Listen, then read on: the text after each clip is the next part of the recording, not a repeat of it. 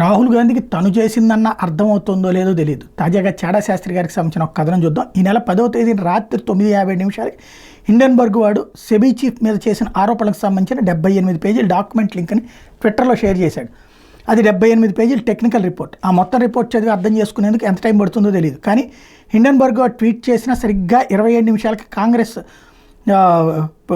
అధికార ప్రతినిధి లేకపోతే కాంగ్రెస్ ప్రవక్త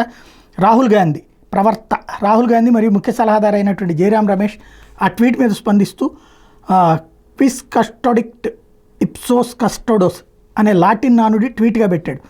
who will guard the guards themselves అంటూ ఈ హిడెన్బర్గ్ గతసారి రిపోర్ట్ మన దేశం బయట పెట్టక మునిపే అంతకుముందు 2 నెలల ముందు అదానీ మీద రిపోర్ట్ తయారు చేయమని అడిగిన తన క్లయింట్కి ఇచ్చాడు. అంటే అదానీ మీద హిండెన్బర్గ్ తనంతట తానుగా మొదటిసారి రీసెర్చ్ చేసి రిపోర్ట్ తయారు చేయలేదు. ఒక అమెరికా చైనా క్లయింట్ కోరితే ఈ రిపోర్ట్ తయారు చేసి వాడికి ఇచ్చి వాడు 100 కోట్ల లాభం పొందేట్టు సరిగ్గా చూసి వాడికి రిపోర్ట్ ఇచ్చిన 2 నెలల తర్వాత భారత్లో రిపోర్ట్ విడుదల చేసి స్టాక్స్ విలువ పడేటట్టు చేసి తన క్లయింట్కి లాభం చేయవచ్చాడు. బహుశా ఈసారి ఈ హిడెన్బర్గ్ని ఇటువంటి రిపోర్ట్ చేసి మాకు ఇవ్వాలని కాంగ్రెస్ కోరిందేమో ఎవరికి తెలుసు. అందుకే రిపోర్ట్ బయటకు వచ్చిన కొన్ని గంటల లోపలే కాంగ్రెస్ బోర్డు సభ్యులు కొన్ని 100,000 ట్వీట్లు పెట్టి ఆ రిపోర్ట్కి ప్రచారం కల్పించి స్టాక్ మార్కెట్ ప్రభావితం చేద్దాం అనుకున్నారు.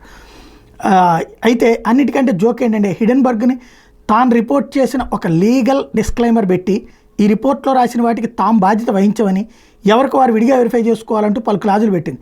కాంగ్రెస్కి హాత్ ఫారిన్ కే సాత్ అనే అనుమానపడాల్సి వస్తుంది.